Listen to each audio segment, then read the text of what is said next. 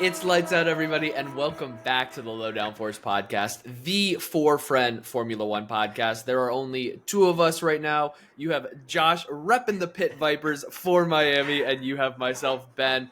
We are missing J9, we are missing Matt, but what we will not be missing is the 2025 edition of the Formula One Crypto.com Miami Grand Prix, the first one in the United States this season. Josh, how we doing? Look, it's Miami. You got to go bright. You got to go loud with the vibes. We got the shades on, and it's Miami. What else can you say? First race in the U.S. this season. It's Miami Vice. It's Grand Theft Auto Vice City. It's the sunset color palette. And time of recording, we don't have any official information, but we have a lot of teasers that a lot of teams are buying into all of that hype, that we've got multiple special liveries potentially coming. We're talking Ferrari dropping a predominantly white merch line. We were hoping for a blue Ferrari last year after they teased the blue merch at Miami, and we were sorely disappointed. So we'll see if they actually go all white this year. A white Ferrari would look so good. It would be so clean. And again, everybody in F1 is a Ferrari fan, so everybody loves to see it. The merch is clean. Talking about merch, Mercedes is coming out of left field. They are going pink. They are going like a dark reddish purple. They are going Miami Vice. They are living it, but this is, Mercedes is not known for really breaking, shattering the walls of creativity and deviating from their classic black, silver, and, teal accent. So if we're thinking pink, if we're thinking, Miami Vice, that would be sick. Kick Sauber dropped a post with kind of an allusion to Grand Theft Auto Vice City, doing a paint job on the car, so expect that soon. And then V-Carb, they did like a Miami Vice kind of sunset-y, I guess more of a Miami sunset kind of design that was really pretty.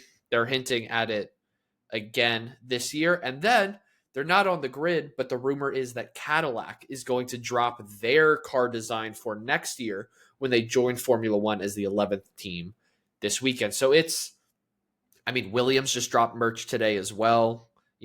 Classic blue, but also a light green and light pink. Like, everybody buys into this. We've seen Daniel Ricciardo hanging out with Buffalo Bills quarterback Josh Allen here. We've seen Jimmy Butler. We've seen all kinds of celebrities. The race sometimes delivers, sometimes it doesn't, but there is always energy at this track. Yeah, I think F1 props this race up as one of their marquee races for the year. I feel like they do it at Miami. They do it at Monaco. I feel like somewhere else they always have special liveries.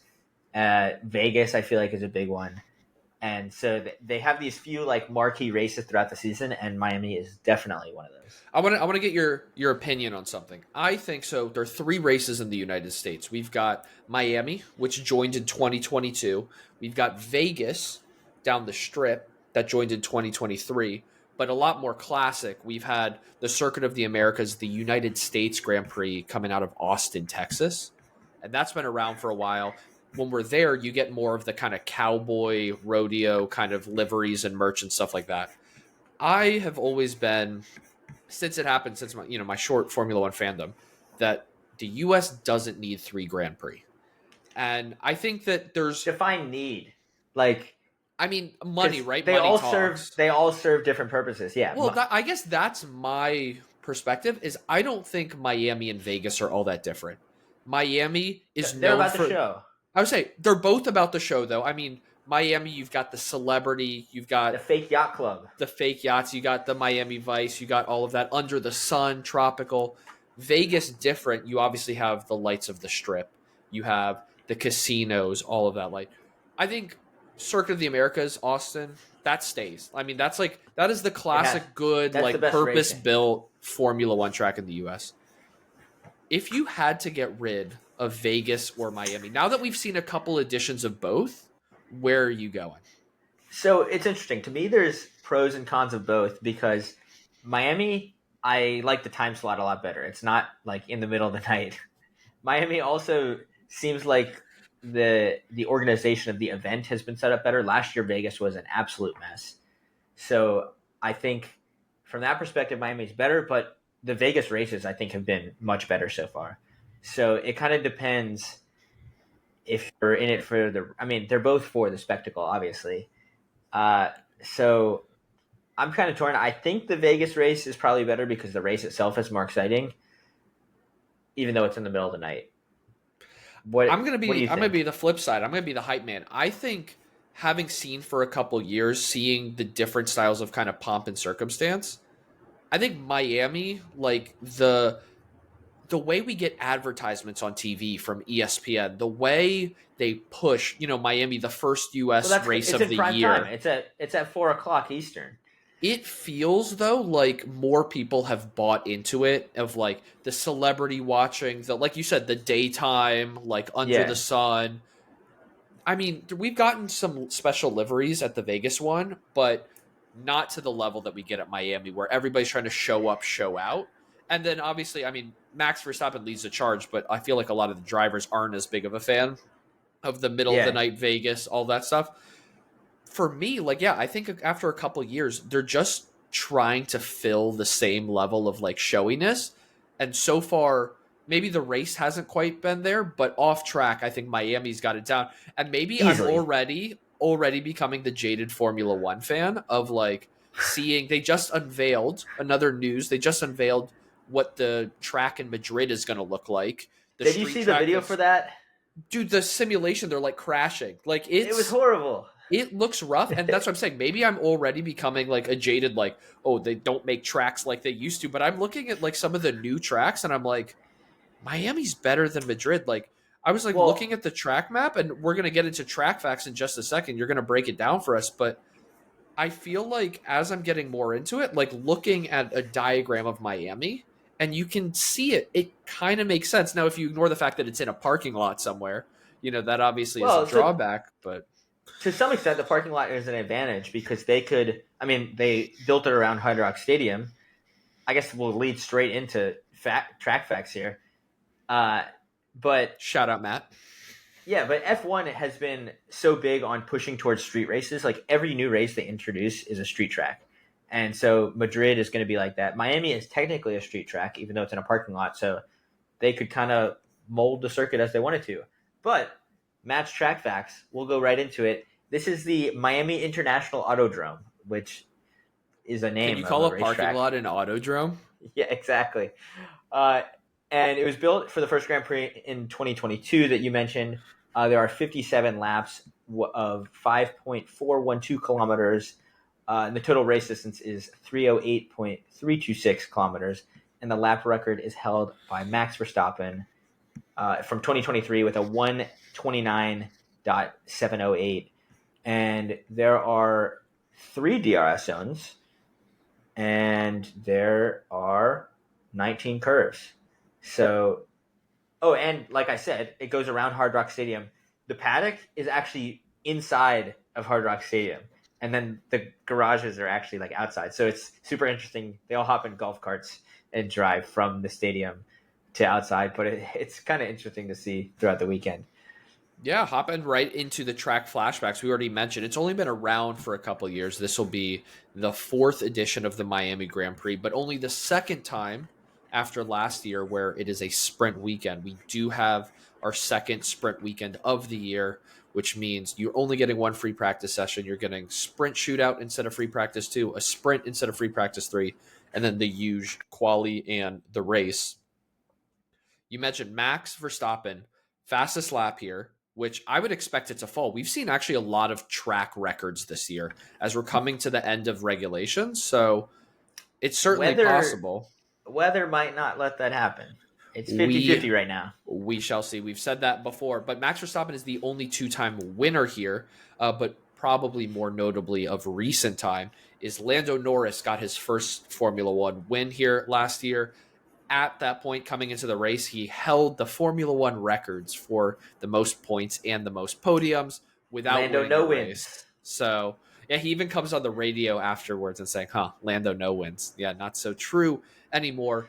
But also to give a little highlight to the sprint that we had last year, Daniel Ricciardo finished fourth, and it really kicked off the rumors that he was going to replace struggling Checo Perez at Red Bull. Of course, later in the year, we don't see it come true. He winds up getting cut mid-season at VCARB. replaced by Liam Lawson.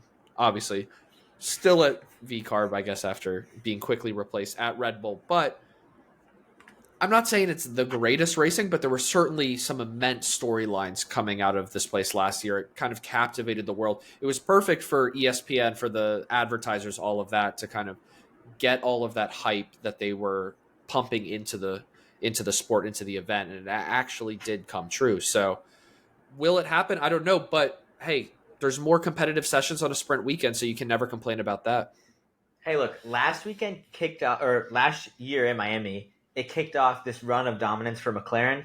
Ferrari, it's time. I'm sure a lot of teams are supposed to be bringing upgrades this weekend too. They haven't released the official report of who's brought what, but I think a large number of teams are supposed to have brought upgrades to this race after the triple header and a week off. So we will see. Obviously, we could have a whole mix up.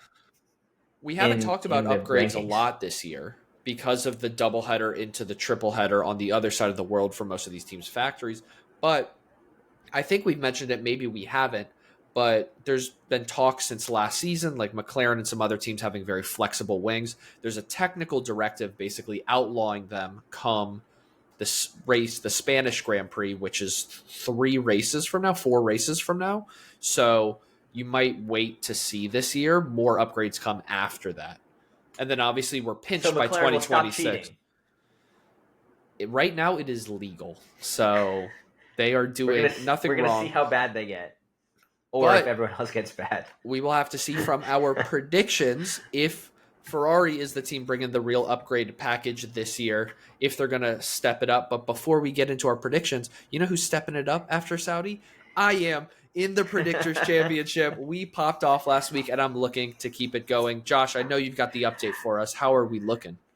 Yeah, I mean, you killed it last race in Saudi Arabia. You got 4 points. I only got 1, and Matt got 1. J9 stuck with 0. So all 3 of us will look to do better and catch up. I still am in the lead. I've built myself a big enough lead over the course of the year. You're catching up to second. Now you're only 1 point back of Matt. You're in third, and J9 is 2 points behind you. So it's early in the season, but it's still a tight race all around.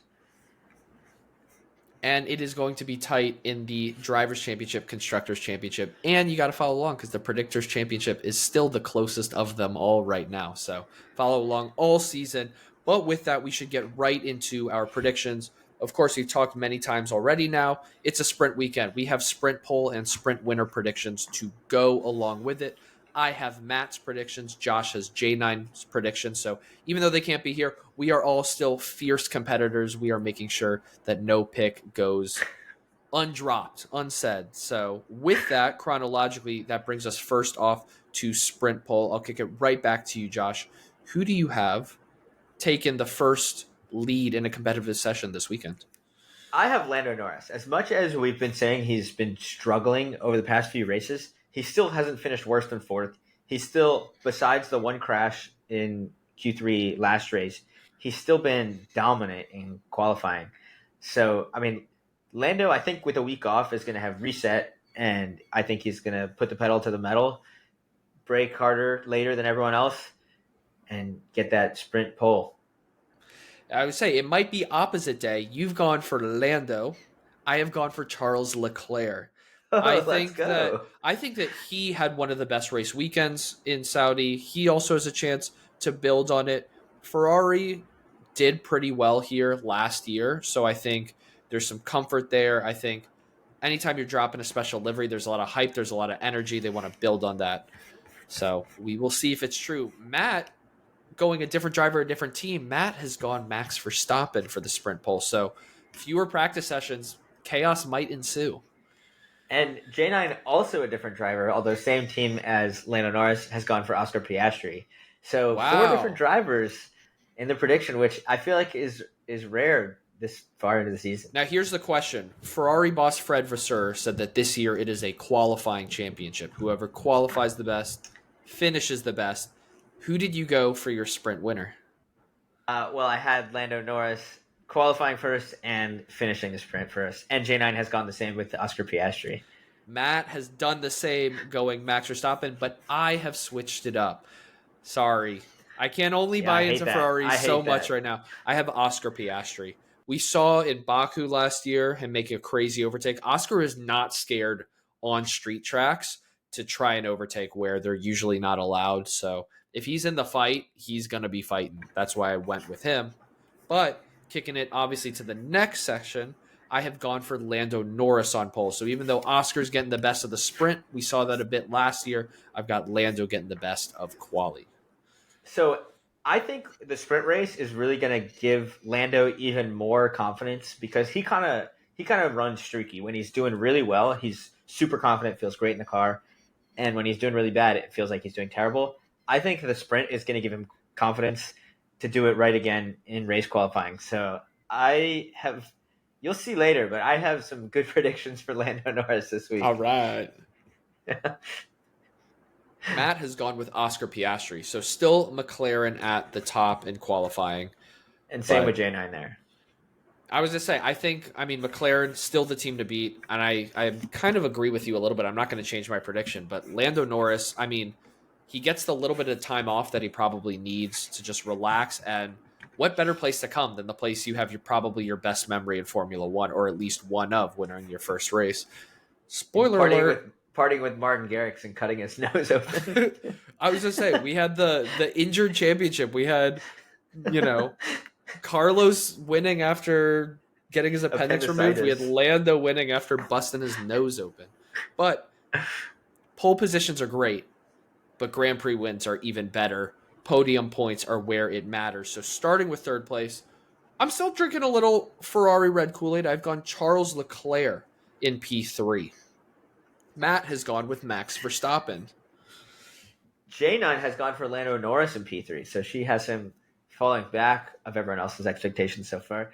I've gone with the crazy one, and do I think it's going to happen? Probably not, but it would be a great story if Kimi Antonelli finished P3, got his first career podium. He was in an interview this past week. He's not old enough to drink in the United States, so on the podium, he said he would send up Valtteri Bottas to do the drinking for him. I would love to see that. And it would just be so funny.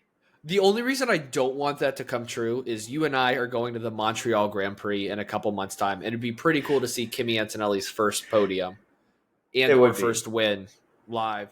But I like it. Mercedes has been the second best team this year, so it's definitely on the cards. Moving up to second place, who do you have? I have gone for Oscar Piastri here. I think the McLaren is still the best car on the grid. And like I've said, I'm going to spoil my winner pick. Lando Norris is going to be on it from start to finish this weekend. So Oscar, I think it'll be a good fight, but I think he'll fall just behind. Hey, maybe a little groupthink is trickling in. Matt has done the same. Oscar Piastri in second, Lando Norris in first, and I have gone Oscar Piastri in second and Lando Norris in first. I think the bounce back begins here. It's Lando's first chance to win the same race twice in a row, so we'll see if he can do it. What about J9? Who does she have finishing out her podium? Has gone for George Russell, so another McLaren. She's obviously a huge McLaren fan, so I feel like George Russell's not a McLaren driver. Mercedes. They have the same engine. Mia. Yeah, you know what I mean. They start with an M. All the names, yeah. Maybe, hey, George Russell might be out of Mercedes next year if we want to go in the rumor mill. If Max joins Mercedes, that's a big rabbit hole we can go down. Well, I was going to say, that might be another episode for another time. I've also seen reports linking George Russell to Cadillac as their kind of premier driver entry into the sport. It is going to be very interesting with an 11th team with 2 more spots to fill where people might go. But that's for another time. Yeah, we'll save that for summer break. Who did you season. So who did J9 say P1? Oh, Oscar Piastri. All right. McLaren's across the board. You can only be so unhappy with that. I will love it. Nonetheless, but just as important to some of the drivers, those who aren't competing necessarily for the win, for the podium, it is our P10 position, our last place point scoring finisher. I have gone with Ali Behrman. I think they struggled in Saudi Arabia. I think they're going to bounce back, but Ali Behrman's impressed me. He's had some pretty what? Haas. is American based. I was about to say, first you say George Russell is a McLaren driver, then you say Ollie Behrman, who's British, has a home race in Miami. You are throwing me all over the place. But Matt clearly believes in the Haas, the home team, the home field advantage, if you will. He has gone Esteban Ocon in P10. I have gone for Isaac Hadjar. I think he has probably been the best rookie relative to expectations this season. Like Kimi Antonelli has done great, but he's in a Mercedes and he's expected to do so. I think Hadjar has been outperforming that car all season and he's done really well. So I have him getting the final point, and J9 has gone for Alex Albon in the Williams, and they've been good all season too. So it'll be interesting to see if he can snag a point there or if he'll be higher up. I almost went Hadjar, so I'm glad we swapped it up, kept it a little different. If I'm going to catch you in the Predictors Championship, I can't be making the same picks as you. That's true. So watch out. But it is now time for me. This is the catch up. It is the spicy hot take. Oh, I wish J9 was here to say it. She does it way better than I do, but it is worth 3 times as many points as any of our other predictions because we got to get a little crazy with it. I'm going to start with Matt's first because he's going for it. His spicy hot take is that there will be 6 seconds or less between third place and the winner. So he's expecting a tight race. We have only seen it once, I believe, or once or twice, the first race in Australia because of the bad weather. And then Japan obviously was a little bit of a follow the leader event. But you can't complain. If the whole podium is 6 seconds away from winning it, then that's a race I want to see. I do hope it is because the racing is close and not because of a late safety car that just bunches up the whole pack, because that would be an easy way for this hot take to hit, but it would not be quite as exciting. I would say lucky for Matt, he gets points either way, regardless of how it happens. Josh, now to you. I am going the Ferrari Kool-Aid here. I think both Ferraris are going to finish in the top 6, which, however, like Lewis Hamilton has been struggling bad this season. And apart from that one sprint in China, he's been horrendous. So I think both Ferraris finishing in the top 6 is kind of spicy. That's a little bit opposite mine, not entirely. You mentioned Hamilton struggles. I'm going with both Williams will finish ahead of either one Mercedes or one Ferrari. So whether it's Kimi Antonelli, whether it's Lewis Hamilton, we saw Williams, they're starting to click. They got their first double points finish. And I'm going to say, if a Ferrari or a Mercedes DNFs and both Williams are finishing, I'm cashing that. Straight to the bank. Yeah, that counts, I guess. And J9, maybe this could help you out. She has kind of a double. She says Verstappen not on pole, and then there are 2 DNFs during the race. So... Huh? Yeah, so... Wait, so how is she doing a double prediction? She sent 2 and she said hot take. Verstappen doesn't get on pole, comma... 2 DNFs total. So I guess it could be between the sprint also. But either way. I say she's got to hit both to cash. Yeah, for sure. Yeah, I agree. It's not just like, she gets half the points because Max Verstappen doesn't beat a McLaren. Not getting pole is not a hot take, in my opinion. But it's possible he could, but it's likely that he won't. Yeah, I mean, the last few races we've had Piastri, Verstappen, Piastri, Norris. So Verstappen has only not gotten it once this year. Oh, that's for wins. No, that's for wins. I'm looking at the wrong category. Verstappen has gotten pole twice. He's gotten pole twice. Piastri's gotten it twice. Norris has gotten it. I was looking at the wrong column. I am Mamma mia. Spreadsheets today, man. Hey, while you're looking all over the place, add a couple points to my Predictors Championship. No, we are not Michael Masseying it yet. It is a very legit, important championship. But we've got a sprint weekend on our hands, which I love.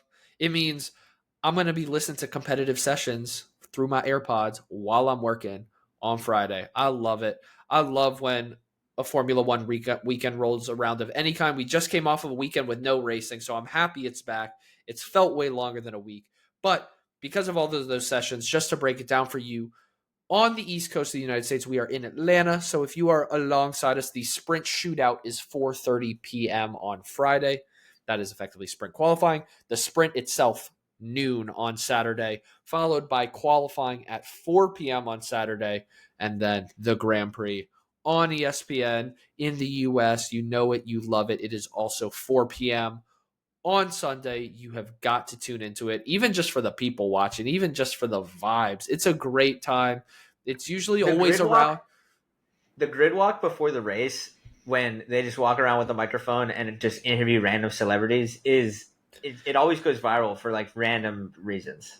It's a great time. It almost always falls around Cinco de Mayo, so you got that Latin vibe. Get some tacos, get some margaritas, get some Cuban sandwiches if you're really feeling the Miami spirit. Watch this one. Hopefully it's a blast, but there's going to be a lot of racing, so I'm going to love it regardless.